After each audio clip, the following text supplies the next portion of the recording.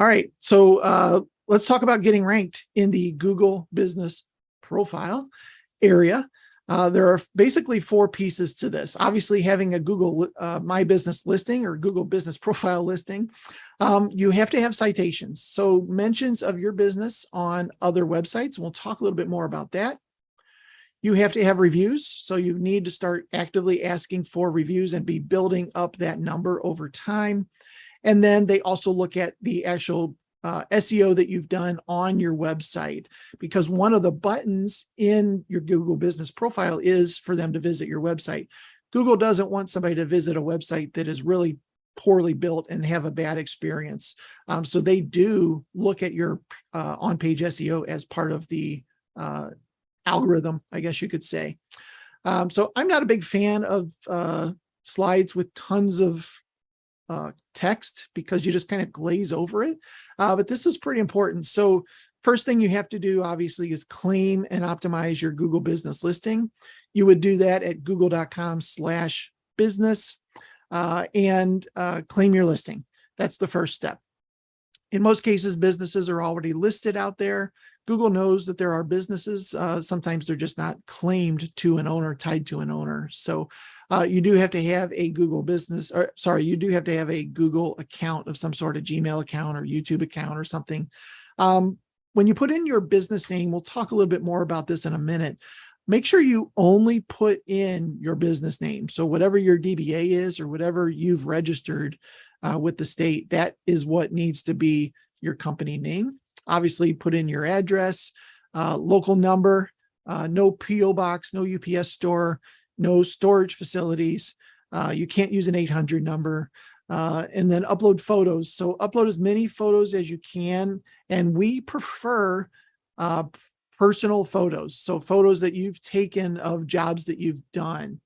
We have seen some situations with duplicate content where people are getting all these great photos from Sunburst or from Hunter Douglas, and they're great pictures, and everybody uploads those pictures. The problem is Google knows that you didn't take that picture, because that same picture is on 1,000 different websites.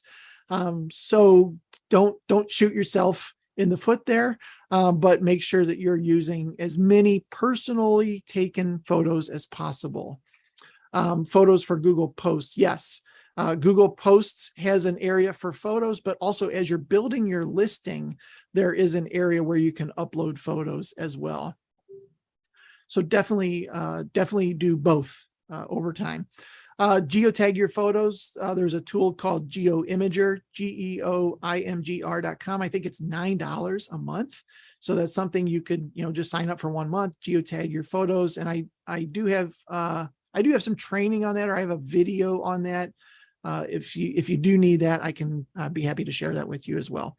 And then, of course, list your hours of operation services that you offer. And the reason for your hours is because you'll see over here, fairly small, that it says open, closes at 8 p.m., open, closes at 5 p.m., those sorts of things. As I mentioned, make sure to claim your listing. Google.com/business is where you would start for that. You can also just go to Google and type in your business name. It'll show up that way. So there's a couple different ways to go about editing your business listing.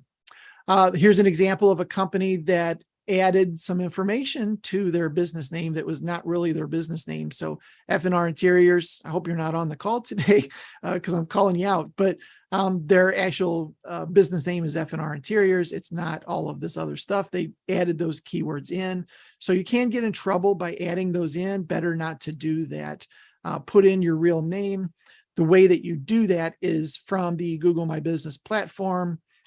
You click on the info tab, and that gets you a lot of information about your business.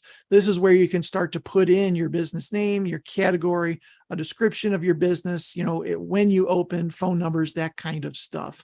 Lots of information that they ask for here. And you definitely want to fill out as much of this as you can. When it comes to business categories, choose any and all that matter and that makes sense for you. If you do not have a lot of business categories, probably a good idea to take a screenshot of this page and just make sure that you're at least using these. These are the pretty standard ones for window treatment company. For the awning side, they're fairly similar. There's an awnings manufacturer. There's a couple other related to awnings and outdoor shading. So